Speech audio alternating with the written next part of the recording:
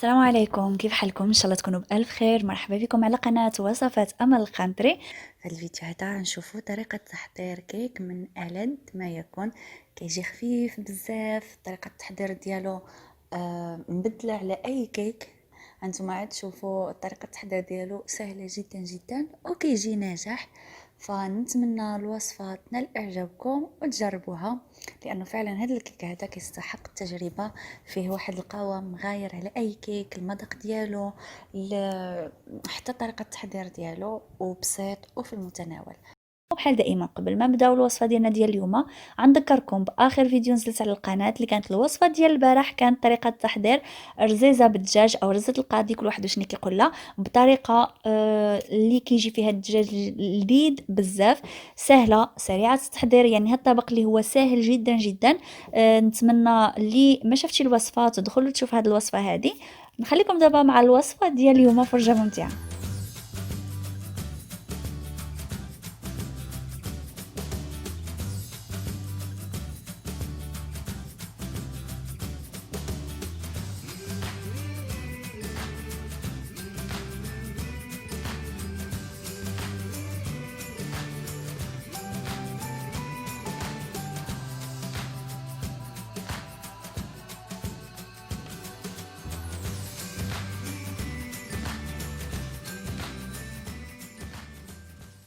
في المقادير عندي 170 ملي ديال الحليب، 170 مليلتر ديال الزيت، 16 غرام خميره ديال الحلوى، وعندي السكر فاني، 3 حبات ديال البيض، عصير ديال 2 ليمونات يكونوا كبارين، كيجي تقريبا كاس صغير مع مرشي.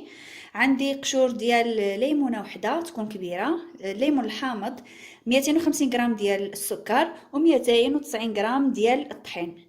في الاول غناخذ الطحين وغنغربلو هو والخميره ديال الحلوى.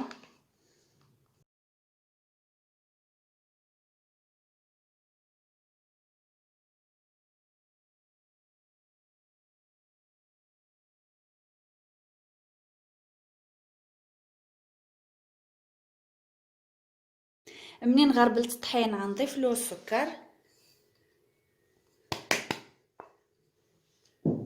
غنضيف له السكر فاني، غنخلط المكونات اللي ناشفه مع بعضياتها.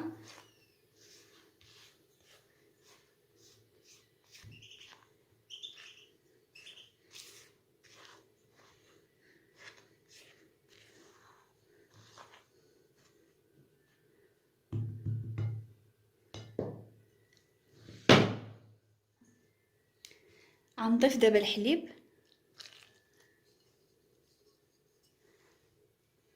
غنضيف الزيت،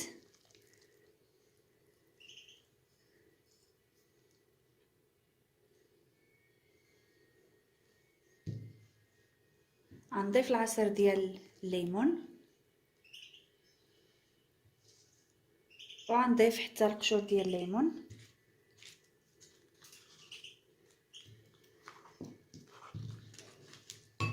غنخلط هذا الشيء.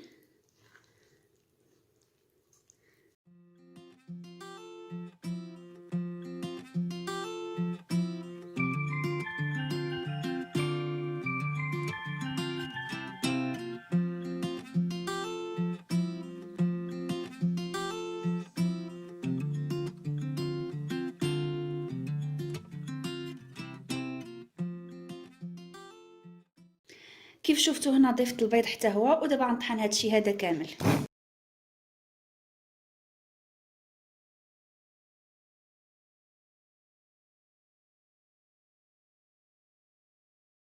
وهذا هو الخليط اللي كنحصل عليه من كنطحن كلشي. كيف شفتوا ما كنحتاجوش اننا نطلعوا البيض بوحديته والسكر وداك الشيء.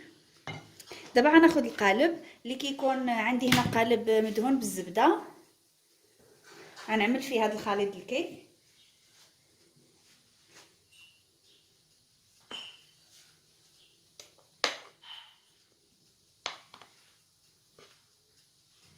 ما نعملوش كامل حيت باش ما يطلعش ويفيض، غنعملو غير حد هنا، وهذا اللي بقى لي نعملو في قالب اخر صغير.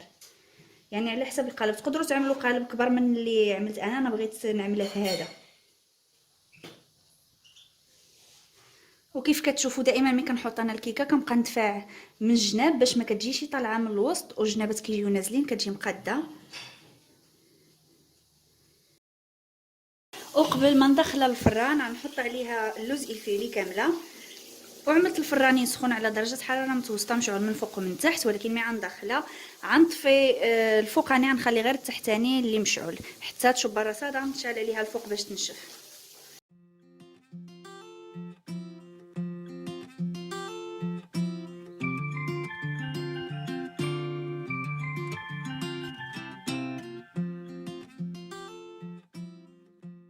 وكيف شفتوا حتى الخليط اللي بقى لي عملته في هذا القلب هذا الصغير، وحتى هو ندخلو يطيب. من بعد ما كطيب الكيكه وكنخليوها تبرد، غنجهز هنا الصلصه اللي غنسقي بها هذه الكيكه او غنزوقها غير من فوق. عندي هنا 3 معالق ديال نسلي كراميل، غنضيف لهم نصف عصير ديال ليمونه.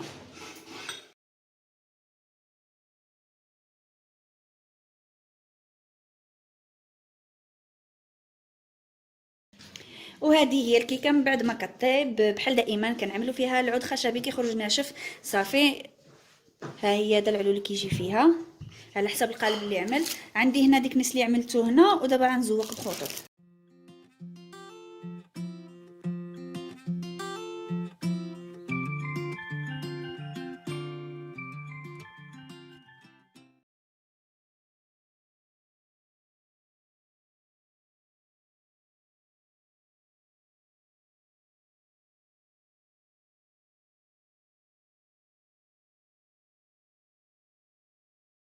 وكانت هذه هي الكيكه ديال اليوم او الوصفه ديال اليوم.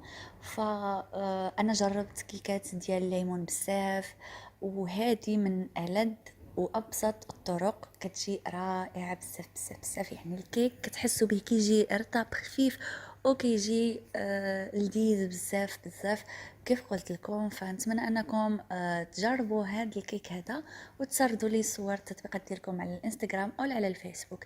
بالنسبه للبنات اللي ما كانتش عندهم اللي كطحن بحال ديالي، فتقدروا تعملوها غير في مولينكس عادي وطحنوها. كيك ناجح، يعني ما كنحتاجوا لا نطلعوا البيض ونضيفوا السكر وعاد الزيت، المهم داكشي كامل ما كنحتاجوش، غير خلط كلشي وحطوه يطيب. اذا عجبتكم الوصفه ديال اليوم خليوا لايك على الفيديو، وشاركوه مع الصديقات ديالكم، واشتركوا في القناه ديالي وفعلوا الجرس باش توصلوا بكل جديد. الى وصفه الغد ان شاء الله.